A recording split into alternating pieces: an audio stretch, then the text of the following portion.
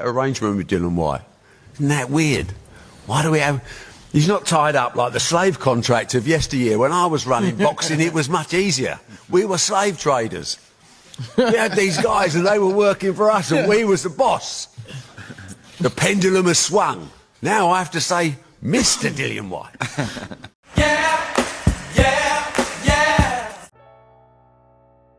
Dontaesboxingnation, what's going on, guys?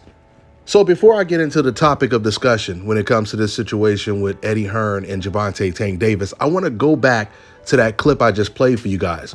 Once again, for those of you guys who've never seen this clip before, that was Eddie Hearn's father talking. That was Barry Hearn talking. You hear him make the slave reference. And even though the racial connotation was very clear, I want you guys to really understand how deep Barry Hearn's statements were. Imagine if we're in Germany, right? And there is a German promoter. He's promoting a Jewish boxer. Let's just say his name, the boxer, his name is Max Baer. And the German promoter who's sitting right next to Max Baer at the press conference, he said, back in the day, we were the Nazis. We were the ones calling all the shots. They were working for us and we were the boss. Now today, I have to call this man Mr. Max Baer. Do you hear how that comes off? Only in the wild, wild west sport of boxing can someone say something like that on a microphone and nothing happens. In fact, no one even reported on it. Of course, old media, they never reported this story. If someone in Barry's position said something like this in the NFL, the NBA, and baseball, he would be forced to resign without a doubt. So after Eddie Hearn, he called Gervonta Tank Davis inarticulate and said that he was not a deep thinker. And once again, this was a response to a reporter that asked Eddie to give them his assessment on the Gervonta Davis versus Hector Garcia fight. And that was his assessment. Is Davis, he is inarticulate and he is not a deep thinker. And that's what makes him so dangerous, right? So Gervonta Tank Davis, he contacts Eddie Hearn directly, sends him a DM, and shares it with the boxing world. So Gervonta, he asked Eddie, he said, why would you say that about me? And naturally, Eddie Hearn, he acts like he's not a deep thinker at all. What? I don't know what you're talking about. What are you talking about? Which completely adds insult to injury. The only story about Eddie Hearn, the only interview that you did that everyone is talking about, has everyone calling you a racist, and you're clueless now. You don't know what Gervonta is talking about. I can tell you right now, though, it would have been priceless to see his reaction when he was actually reading Gervonta asking him that question. So anyway, after Gervonta says, what do you mean what? What you said. Now, once Gervonta said that helped to refresh Eddie Hearn's memory. Now, Eddie, he responds by saying, in the interview, if you watch it, I was explaining why you are a dangerous fighter. I said you are not a deep thinker. Ryan is, and that makes you dangerous. Gervonta, he responds by saying, so they cut the clips? And then Eddie, he says, they took a few words from a 5-minute conversation about the fight. Now, the first thing you'll notice is Eddie didn't explain to Gervonta Tank Davis why he called him inarticulate. Because there's no way he can make sense of calling a man inarticulate and at the same time saying that's what makes him so dangerous. He said they took little clips out of a 5-minute interview. If you're doing a boxing interview and you're once again asked to give your assessment on the fight, why does it matter if the interview is 30 seconds or 10 minutes when you called this man inarticulate? He's trying to use the whole it was taken out of context excuse. But in what context would it make sense to call a boxer inarticulate? Even the explanation of saying that Gervonta is not a deep thinker, it really has nothing to do with being dangerous in the ring. In fact, it's the complete contrary. Eddie Hearn, you go back to the interview and he says, any normal human being would have pulled out of this fight. Now, let's just think about this for a second. Eddie Hearn, he says any normal human being, they would have pulled out of that fight.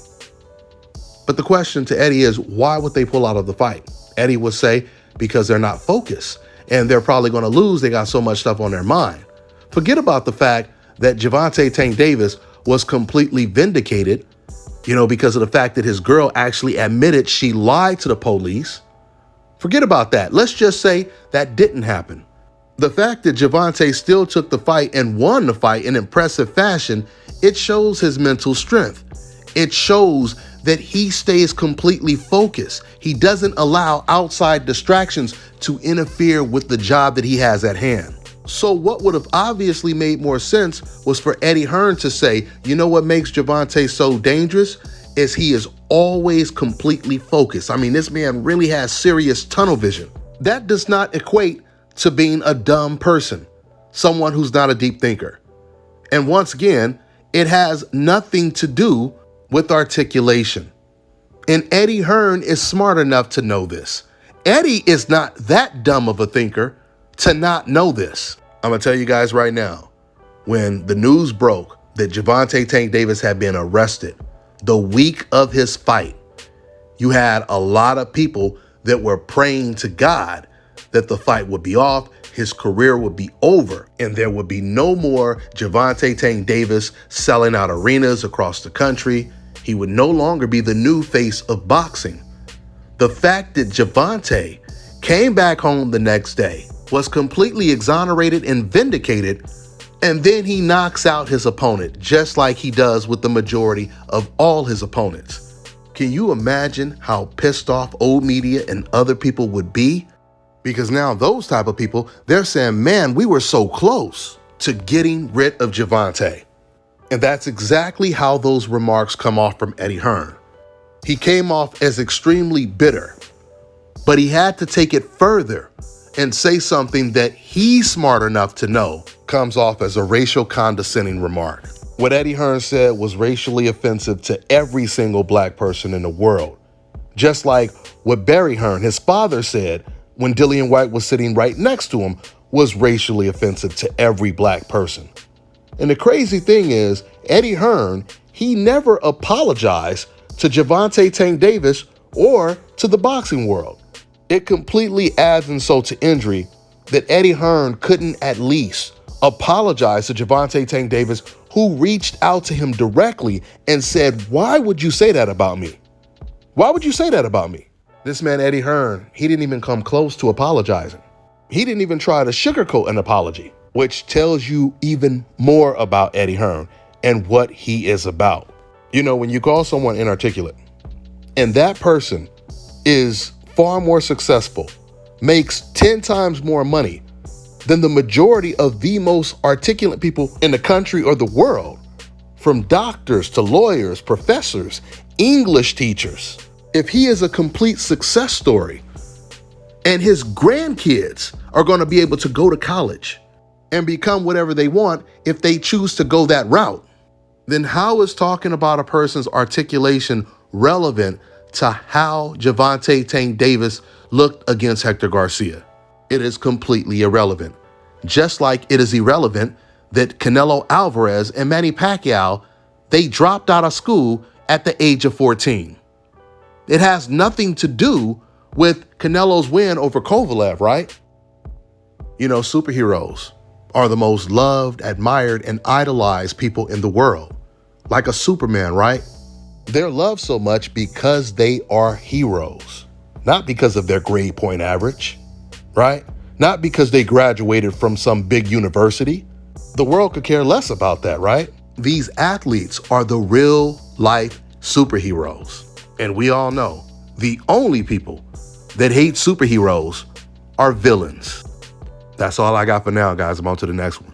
All right, now check this out, guys. If you're looking to repair eczema scars, burns and bruises, dark spots and blemishes, fever blisters, diabetic ulcers, this right here is the perfect product for you guys. It's called LO Key Face and Body Oil. Athletes and top-ranking boxers, they're also using it after training to reduce swelling, inflammation, and to ease the pain. So get yours today. Go to LODekey.com, like them on Facebook, and follow them on Instagram.